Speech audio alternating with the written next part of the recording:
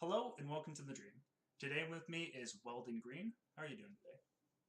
Good. Right. How are you doing? I'm doing pretty good myself.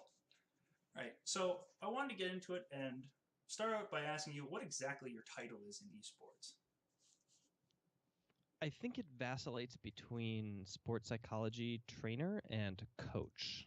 All right. Um, Obviously, the titles that are applied to me are multifarious because people like to kind of just make up things, or they use the terms that they know, or so there's things like performance coach, performance psychologist, mental coach, therapist for esport players, this kind of things. But the actual title, is sports psychology trainer.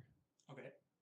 There's a really clear distinction in the certification levels between sports psychology trainer and sports psychologist, Gotcha. and so that's a clear distinction that I do not have. So I'm a sports psychology trainer or counselor, Okay. and then otherwise I've also just been coaching Hmm. the game. So. Now, is that what you planned to be from the beginning when you're trying to get into esports? Did you plan on being a sports psychologist trainer? Was that what you thought you were going to be going into it, or did you have other plans? Yeah, I don't think you can kind of accidentally get, a 6-year degree uh, for sports psychology. So it's if you're going to be a sports psychology trainer, uh, it's kind of an intentional Right. progression of commitment and time. Um, but yes, I think the coaching thing is what more surprised me. I Hmm. always intended to do sports psychology training Gotcha. for high performance, gearing towards high performance for the pro version of the esport athlete, not the amateur. Right. Yeah, I think there's a different kind of need there. Hmm. But then when I discovered that the coaches who were working in the field, like a lot of them weren't really coaches, Hmm. then I started doing a lot more coaching as well. Gotcha. So that was more of the surprise to you. Yeah. Now, I want to go a little bit more to your beginning. And from what I know, you started out making esports content, and that's how you got in originally. What made you want to create esports specific content? Well, I think it's interesting because the language you're using, like when you were trying to get in and getting into esports and these things, I think that I sat down and I was like, well, I'm going to be in esports. I Mm-hmm. determined that I was going to be historically one of the first and hopefully best sports psychology trainers in all of esport. Once I made that decision, I was like, okay, how do I build the largest brand for a sports psychology trainer in esport? How do I get hired? Well, I don't like applying to jobs, and it doesn't Right. look like you can really apply to jobs in esport because you send out 300 emails, and you don't get any response.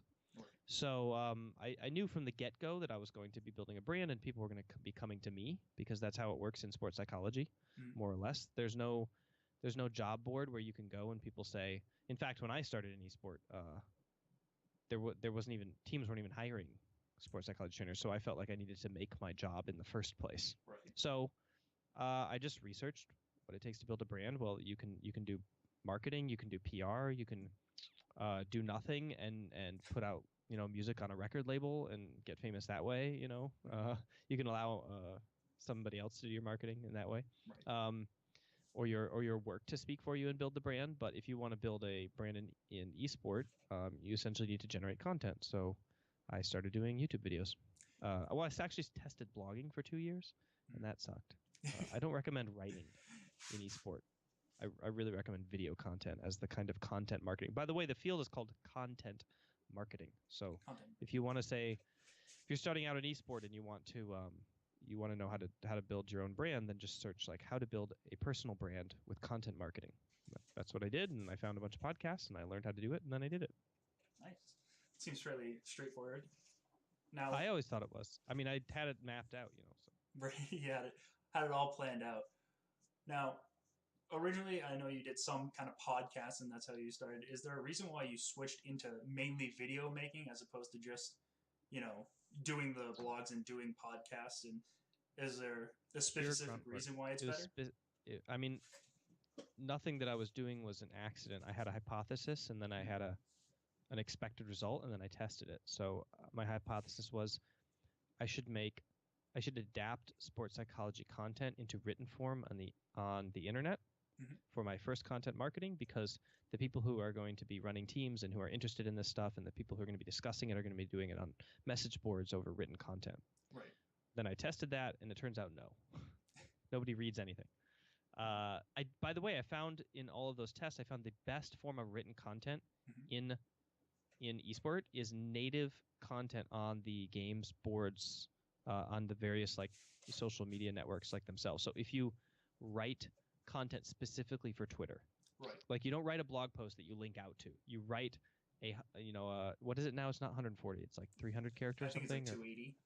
280. Yeah, you write a 280 character blog post for Twitter with an image, and that is your content. Or you write a Reddit post that is specifically written for Reddit as a Reddit post, and you're not trying to get traffic on a blog somewhere. You're trying to generate brand to your handle, on the site, and you make sure it's the same on Reddit and on Twitter. That seems to be the best form of written content in esport that people will read. But yeah, then I was like, okay, well, I should do podcasts, because I listen to podcasts all the time. In fact, I noticed my own behavior. When I watched the YouTube videos of the main content producers in esport at the time, I would mostly have the phone in my pocket. I'd just be listening. It's just they didn't make podcasts. So I was like, that's so annoying. I have to listen to it. Uses up my battery. Yeah. I bump it with my finger and it like stops or something. Right. So I was like, well, I'll just make a podcast. Turns out nobody was listening to podcasts then either in esport. So I just switched to video. Just look at the data. I had Google Analytics running. For podcasting, you use iTunes Analytics, and then you just see. I was doing all three at one point, and I think one of my videos did more traffic than all 2 years of my writing and 1 year of my podcasting combined, put together. Wow. And I was like, okay, clearly video is the format for esport. Yeah. Yeah, and you can kind of see that with a lot of the way, all the different talk shows that they have, more video focus between the different people that cover esports. I think that's a very interesting thing. Now, one thing that I also want to ask is, what kind of qualifications are needed if you're going to try and get in as a sports psychologist trainer? Is it just the sports psychology degree, or do you think you need a little bit more than that to try and get in nowadays? Depends on what country you live in. Okay. And it depends on what licensure you're seeking. So all you have to do is search like sports psychology in your language on the internet for your country and see kind of what the supervising boards prefer. Right. And usually you apply for it and they'll have application requirements there. So like for example, if I wanted to apply to be a sports psychologist, I would need a doctoral degree, right, or a therapy degree in clinical psychology as well, because in most countries the term psychologist is restricted only to people who do clinical work, right, not who do like performance work. But then in a number of countries, they're innovating that. They're saying, okay, well, let's make a certification specifically for performance where you don't treat people who have schizophrenia or bulimia or things like these.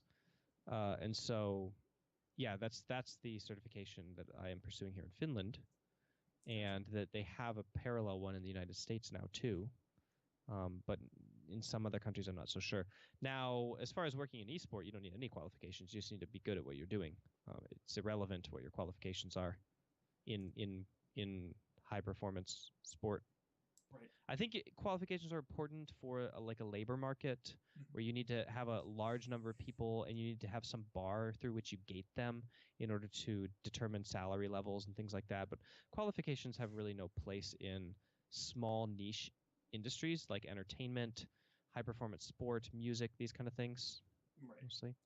So one thing that I kind of picked up on, you said, this was all planned out from the beginning. You planned on becoming a sports psychology trainer. Did you plan on it being esports specifically, or did you think you were just going to go into a regular modern day sport and aim for that? I mean, youth sport.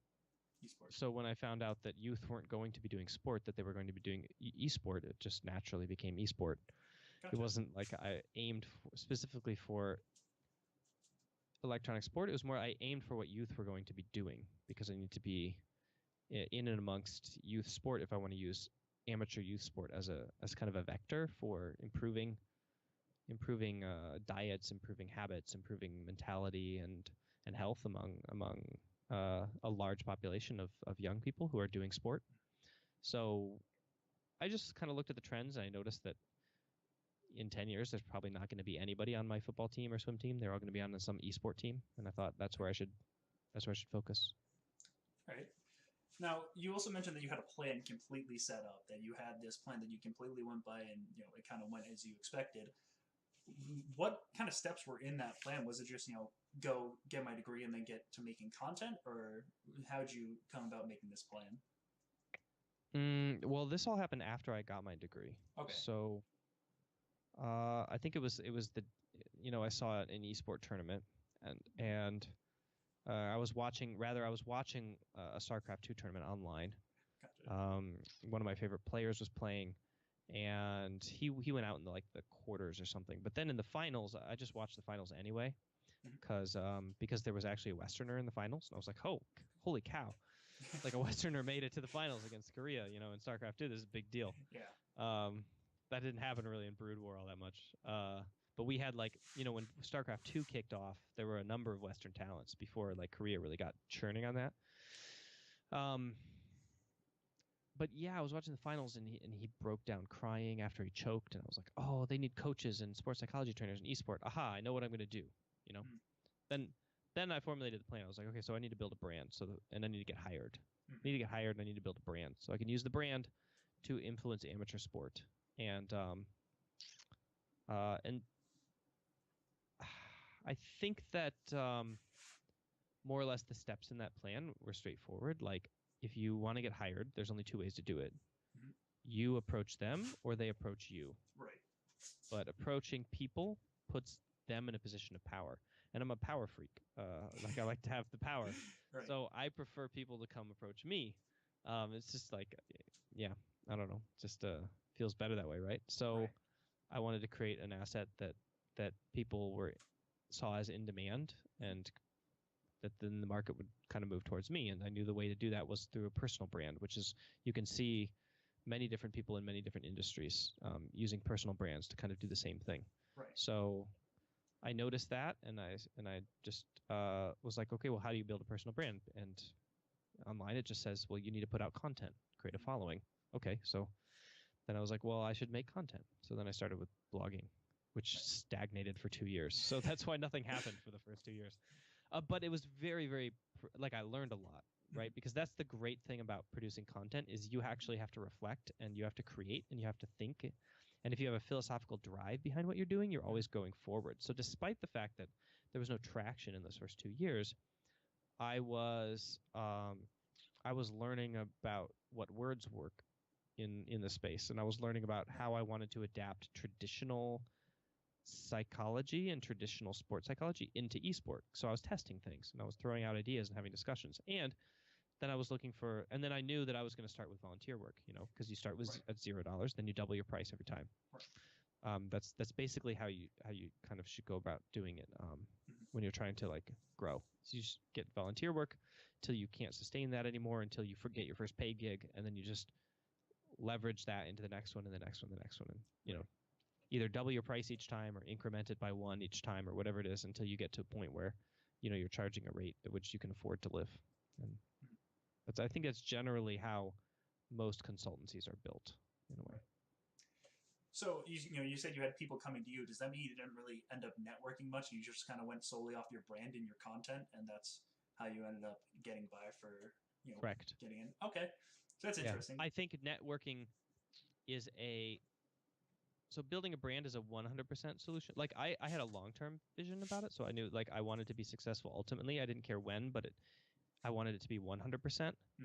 And I think networking is it can happen really fast, but it's not guaranteed. It's like rolling the dice. Right. So because what if the person you're networking with just quits or gets fired or decides they want to do something else with their life, right? So you're building up this portfolio of networking, and then you're hoping to trade favors for them, which puts you again in this position where you need to get a favor from somebody that you're providing value for, right? Right. Well, I like to do that on I don't want to find specific people and say you're special and you're special and you're special and spend time on them, right, and sacrifice for them in hopes of getting favors back, because that's not my worldview about humanity. So I'd rather I like to shoot a spray gun out, right? And anybody who comments on my content, I will engage with deeply. I get Twitter messages, and I'll literally be sitting in the gym, and I'll have 10 emails from from people that are really important or that I need to get. Here's a good example. I discovered I was like surfing through my Skype like a few weeks ago, and Crystal's like, wait, did Bjergsen message you? And I was like, oh yeah, he did. And I had this long message from him that I like hadn't checked for like a couple days, and I've been like talking with this random person on Twitter like really deeply about some like issues that they were having or whatever, who has like 3 followers, like because my belief is that like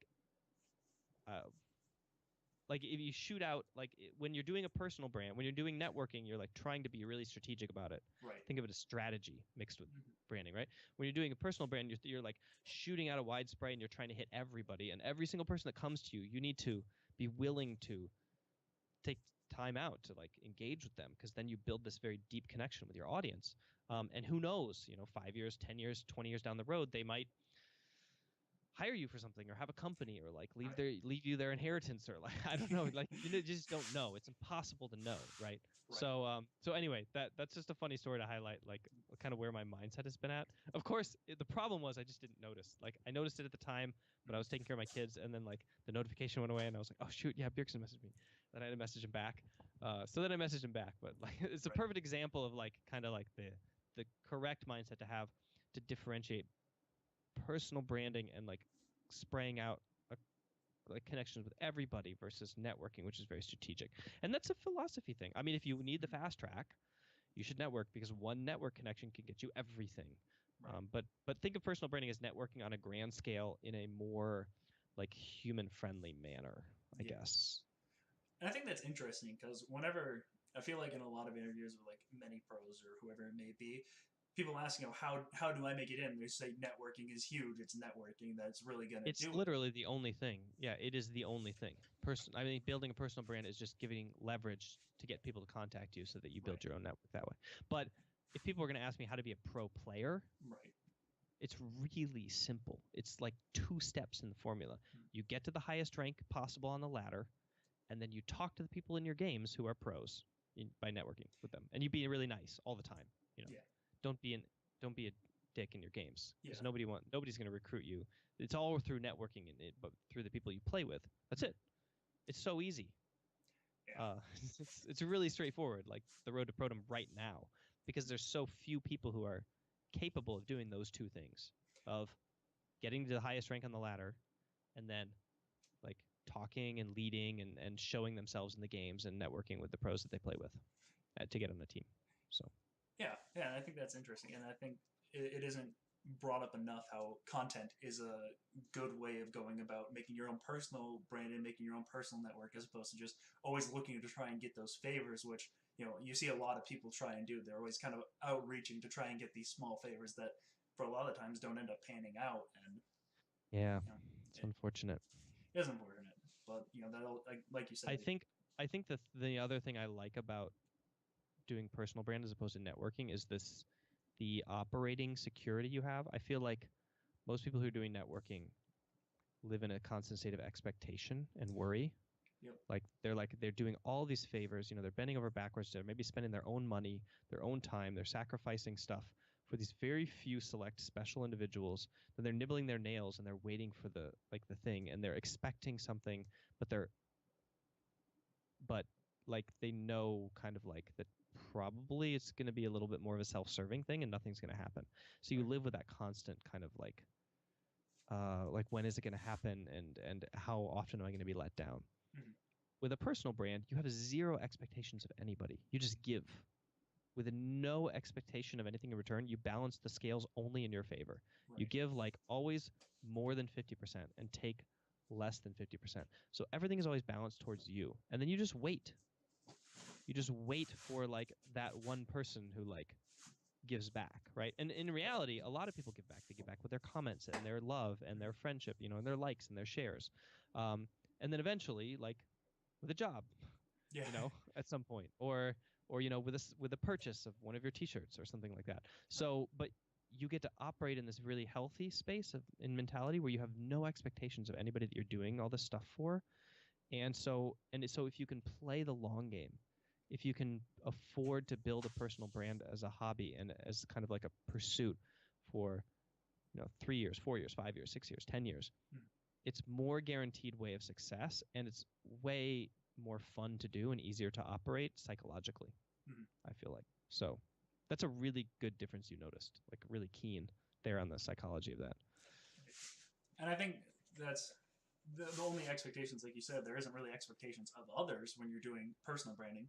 The expectation comes down to you. Are you going to put the work in? And, that can be at your time. If you're going to school and you're like, I still want to get content out, maybe you can do it once a week, but you don't have to put it out every single day, but you can still get yourself out there. Whereas with networking, you might have to, stop in the middle of a class and take a phone call so that, somebody can talk to you of a maybe chance. And it can really start to throw random wrenches into your life, which I think is, Yeah. can cause some difficulties there. Yeah, I think those are a large chunks of the topics that we wanted to hit. That's mainly what we've been looking for. Thank you for all the responses you gave and for your in-depth details on how you went about it and different ways that you can get into esports. Do you have any last words that you'd like to bring up? Um, I guess I think that one of the more important things that I learned throughout the years is like forgiveness of yourself for exactly what you're talking about when you're like, well, I kind of in practicality. So let me say Right. forgiveness and practicality. If you're in school and you're like, well, I kind of want to do the school thing because I want to hedge my bets towards graduating, Right. but I also want this esport thing. And you're thinking like, how much content can I produce? What kind of content should it be? Um, the kind of guiding forces behind content production for a personal brand that's authentic is that you should just tell your story. Like whatever you're doing, you think of it like streaming, but Right. much more contained, right? If you did an 8-hour stream of just you, Right. of your day, like I'm learning this thing, and then I'm going to this class, and then I'm going to play some games, and you just like condensed the learning out of that day, and you put it in a video form. Like that's the kind of content you should produce. You don't need to produce content that teaches other people. Even you can just produce content that's like a diary. It's like a live journal essentially. Right. You document your kind of like life, and there's something that's very easy to do if people are wondering like, well, how do I go about kind of like deciding what kind of video to make and stuff like that? You just do what you can do, Mm-hmm. and teach people exactly the thing that you learned that week, Mm-hmm. and with full transparency that you just learned it this week, and this is the cool thing that you learned, and you wanted to share it, right? Or Right. that this is the cool thing you learned about yourself. And then the other thing was that you have to forgive yourself for like failing to do that because when you put the only person when you're doing a personal brand, like you said, that you have expectations from is yourself. Mm-hmm.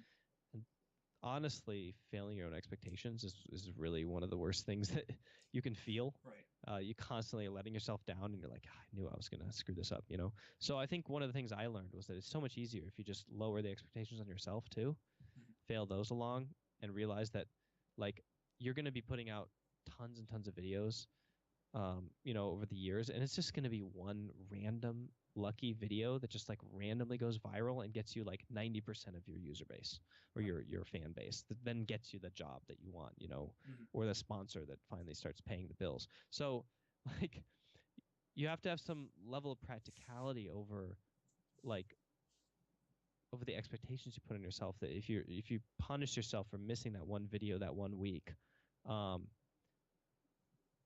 then like you're not really going to be able to compete with the people who are putting out a video every single day and who are really kind of grinding collaborations and all that kind of stuff that you do to build a brand really fast. Mm-hmm. So if you're practically looking at your behavior and you're saying, well, it looks like I'm staying in school and I'm failing to make a video every other week. So just lower the expectations on yourself and be really practical and be like, this might take 5 more years than I expected to, but that's okay because I'm having fun being in school and I'm not beating myself up. And then just like relax about your schedule and play an extra game of Ultimate Frisbee, and it'll be fine. Mm-hmm. So that, I guess that's kind of like the parting advice. Instead of like stirring you up and trying to get you more focused, I'm trying to get you to like chill out on yourself a little bit Mm-hmm. more. But this is coming from my own perspective, where I was so harsh on myself for my failings that I didn't have as much enjoyment out of the process as I could have, Mm-hmm. and the freedom that it kind of was giving to me. So. Yeah, that's where I'll end. All right. Well, thank you again for coming on the show, and it was great getting to talk to you. Um, again, this has been a interview with Weldon. This is the dream. I hope to see you guys next week.